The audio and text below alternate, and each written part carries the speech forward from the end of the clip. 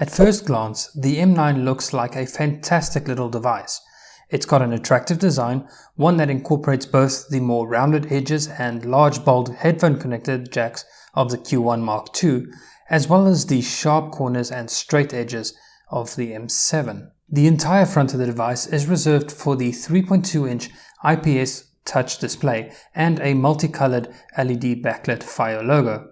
Whilst the display on the M7 was fairly good, the one used on the M9 is vastly superior, as it's an IPS type rather than the TFT type used on the M7. This also means that the display on the M9 is capable of displaying up to 16 million colors, as opposed to the maximum 2.62 million colors that the TFT display of the M7 can muster. The multicolored logo is an interesting, although somewhat useless feature.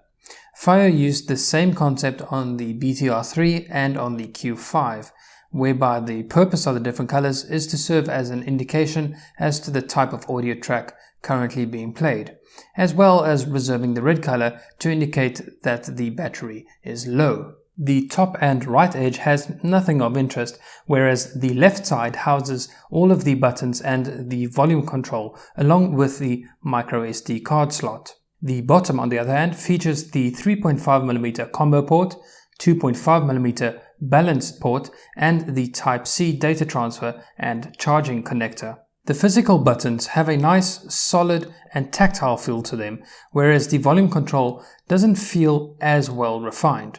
I have to give FiiO some kudos though, as it's better than the ones on the M7 and the X3 3rd gen, as it has only the tiniest amount of side-to-side play, but it does feel a little squishy when scrolling. When scrolling up or down, there are some distinct clicks, which are heard more clearly than what they are felt. This in itself doesn't really bother me, although I do wish it felt a bit more tactile. But in between each click, the wheel just feels a little loose and squishy. Overall though, I think FiiO did a really good job at coming up with an attractive design. Now I do apologize that momentarily it's going to look like the video is upside down. Maybe I can flip it over in post. But this part is kind of important to say, because what I want to add is that the M9 feels great in the hand, except that it doesn't, and not in my right hand anyways. You see, FiiO is close, so damn close to creating what feels to me like an amazing device. Apart from the fact that they somehow seem to have completely forgotten that the vast majority of the world's population is right-handed. The M9 honestly feels near perfect in my left hand. That rounded edge just feels so natural, and I've got easy access to both the volume control and the power button with my thumb. I do feel that the playback buttons should have rather been on the other side, so that I could perhaps use my index finger for the play pause button and my middle and ring fingers for the skip forward and back buttons.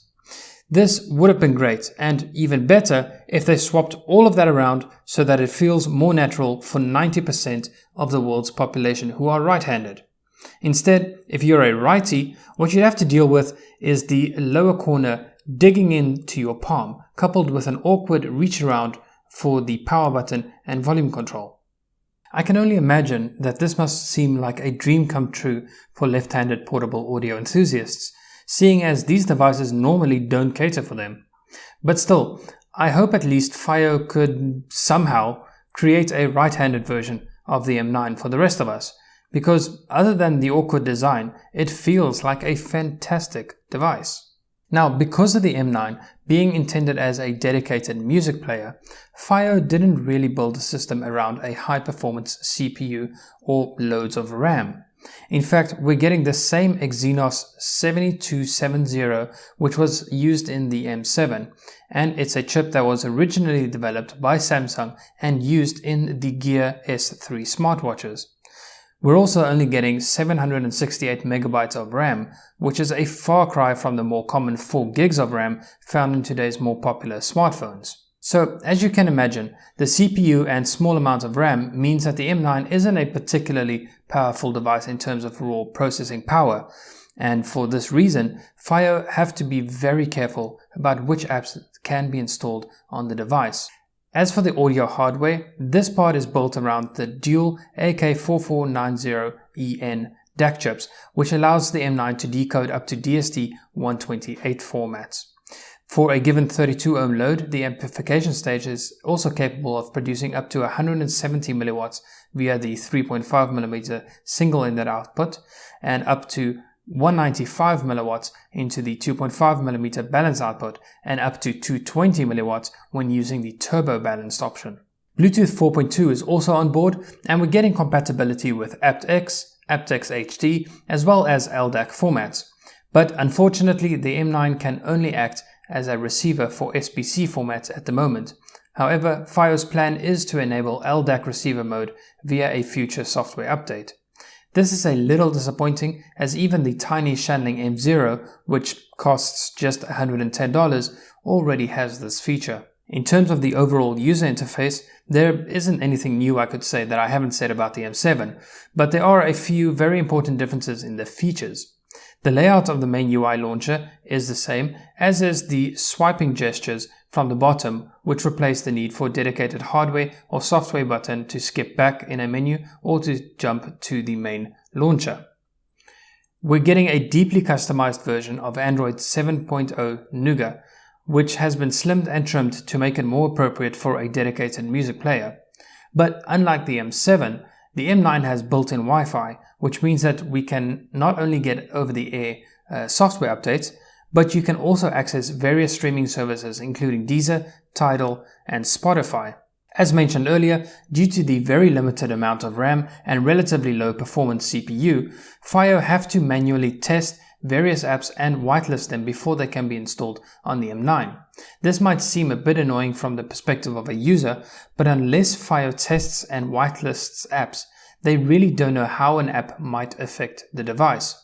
If, for example, an app was so power hungry as to slow down the entire system to a crawl, then that would make for a very frustrating experience. So if you would like to use a certain streaming app, it's best to have a look on FiiO's website to double check for compatibility beforehand. I see FiiO did announce that they will be whitelisting Sony's headphone app, which is pretty cool, as it means you would be able to access all of the features of the WH-1000X M2 and M3 when using the M9. But speaking of that, I also wonder if FiiO will consider whitelisting the Google Home app to allow the M9 to connect to a Chromecast device. That would be pretty sweet. Overall, just like the M7, the M9 is an easy-to-use device, especially for someone who is already accustomed to Android devices. I did notice though just a bit of lag when launching apps or the main FiiO music player, as well as when using the volume control. There's about a quarter-second delay between rotating the control and when the volume dialog pops up into the screen. I haven't been able to find a fix for the volume control lag, but you can reduce the time it takes for launching apps by enabling developer options and then disabling the animations, or at least just reducing their durations. I did notice 3 distinct software issues that were present on the M7, and unfortunately they are also present on the M9. Since it's the exact same bugs, I'm just going to go ahead and explain it in the same way that I did in my review of the M7. A search function can be immensely helpful, especially if you've got a very large music collection.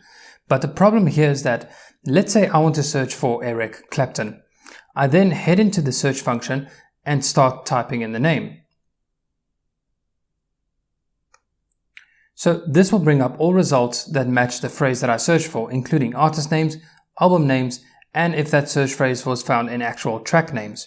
So in my case, the result found when searching for Eric Clapton is the artist name and the Eric Clapton Unplugged album.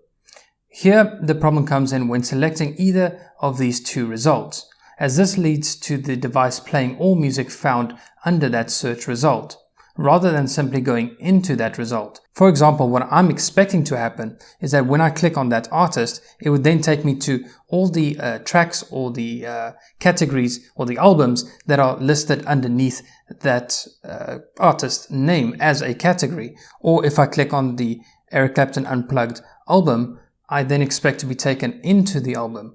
But instead what happens is that it starts to play that entire category. I'm not sure if this is in fact a software bug or if this comes down to a function that has not really been thought through properly on FiiO's part. Now, while we are looking at these search results, let's touch on another bug, We can see that on the far right of each result, there is a little play icon.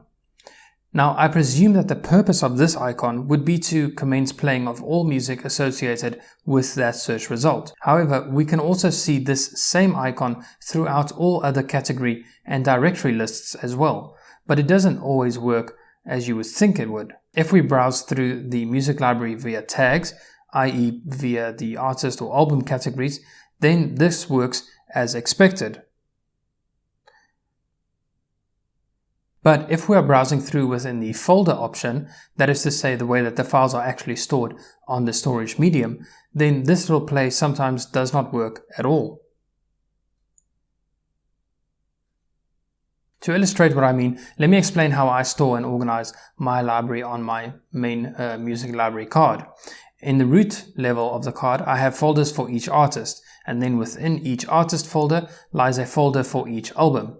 And then finally within each album folder are the individual tracks as well as the album art image. So the problem encountered here is that if I'm looking at the artist folder and I click on the little play button, then nothing happens. But if I go into the artist folder and then click on the play button next to an album folder, then it works as expected.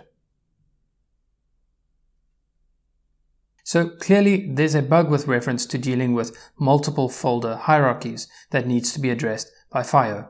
And then the next bug that I came across has to do with the lock screen. I don't know about you, but I don't keep any sensitive information on my music players, and so I don't particularly care to have a lock screen. I'd much rather not have to swipe or slide anything around on the screen when I press that power button to wake the device up. I want instant access to my music. Now, of course, this is entirely possible on Android, but on the M9 and the M7, turning off the screen lock seems to only affect the main home screen. And so, as soon as you start playing music, you once again have to deal with the screen lock. Perhaps this isn't a bug after all. Perhaps this is something totally intended by FiiO, but I personally would prefer if the screen lock is turned off entirely when I opt to have no screen lock. And finally, there's a little software issue that I also mentioned in my M7 review, which by the looks of it, FiiO did sort of address. The thing that I found a bit frustrating with the UI of the music player app is that there's no quick way of getting back to the main home screen of the app. You have to keep pressing back until you get to the main app screen. FiiO did incorporate swiping gestures for jumping back in lists, as well as jumping quickly to the main launcher of the device. But there's nothing to get you quickly to the home screen of the actual music app. The problem becomes apparent when we consider the fact that all of the settings for the app can only be accessed from the app's home screen. So what happens is that you'd have to continuously swipe back until you get to the app's home screen in order to access all of these settings. So my suggestion was that FiiO should either figure out a way to get users to be able to quickly and easily jump to the app's home screen, or create a slide down menu of some sort for the settings like you would find on a regular Android device. Thankfully, they did incorporate a slide down quick access panel, which allows you to have fast access to some of the functions. There is now also a little settings icon that takes you to the system settings of the device, not the settings of the FiiO music app. So whilst FiiO did give some needed improvement, there are a couple of things that still have to be addressed. As far as the sound is concerned, as you would expect, FiiO delivers well in this regard. But what you might not realize is that talking about a player's sound character and trying to both hear and accurately describe discernible differences between these types of products is really not as easy as it may seem. Those amazing, super holographic night and day differences that you might read about on forums often disappear immediately when you employ a scientific approach with regards to removing variables such as slight volume mismatches, and not to mention the varying effect that output impedance can have on frequency response of a given headphone or IEM. So having said that, I'll try to describe what I hear from the M9 in a realistic manner, rather than trying to convince you that this thing will change your life forever by use of all kinds of wonderful, flowery hyperboles. FiiO stated that the intention with the M9 was for its sound quality and character to be close to that of the Q5. Now, whilst I was not able to directly compare them, I think they've achieved this if my memory of the Q5's character is indeed accurate. Those dual AKM DAC chips that are used are notorious for offering a character that is tilted slightly towards the warmer end of the spectrum and a certain smoothness that gives it a more relaxing presentation. This, in effect, or at least partly, reduces the fatigue that many people feel when listening to brighter sounding gear during longer listening sessions. It definitely takes you a few steps up from what you'd hear from the majority of smartphones, even the flagship ones. But what it's not going to do is amaze you with outrageous detail retrieval. If you're used to listening to a higher quality device like the Chord Mojo or iFi Micro Black Label, then don't expect the M9 to be a substitute for those devices. The details are there, certainly, but it just doesn't have quite the finesse and coherency of the higher quality and more capable devices. We should also keep in mind that the M9 is intended to replace the X3 series, and I feel that it's definitely taken the sound quality up at least a notch from the X3 Mark III. So, when we consider what kind of value the M9 packs, let's reflect on everything we're getting here. Not only is it a very competent and enjoyable standalone music player, but the fact that you can also use it as a USB DAC, a Bluetooth audio receiver, and you can access various streaming services. So really, the M9 is basically a one-stop shop for practically all of your modern digital audio needs. We'll probably see FiiO replacing their other products like the K5 and DK1 as well, since those devices have micro USB ports, whereas almost all of FiiO's latest players are rocking Type-C ports. So if and when those new accessories do come out, they'll extend the versatility of the M9 even further, as it could easily then become the heart of your entire desktop or home entertainment system. It would have been nice if it had a bit more power and perhaps a longer battery life, but for what it is definitely a step in the right direction for FiiO. The biggest thing holding me back from considering the M9 as an amazing device are those few software bugs, but mostly because of that awkward design for right-handed use. I suppose that you could argue that when listening to music, the player will spend most of its time in your pocket, in which case that awkward design might not be such a big deal for you. If you are that type of person, then I'm pretty confident in saying that you get far more pleasure than pain out of the M9, and it's a device that you may very well want to consider putting at the top of your list if you're in the market for your first high-quality player or looking to upgrade from a more basic device. Well, that brings us to the end of the review for the M9. Thank you so much for watching. As always, if you've got any questions or comments, please leave them down below. That's all from me for now, and I'll catch you in the next one. Cheers.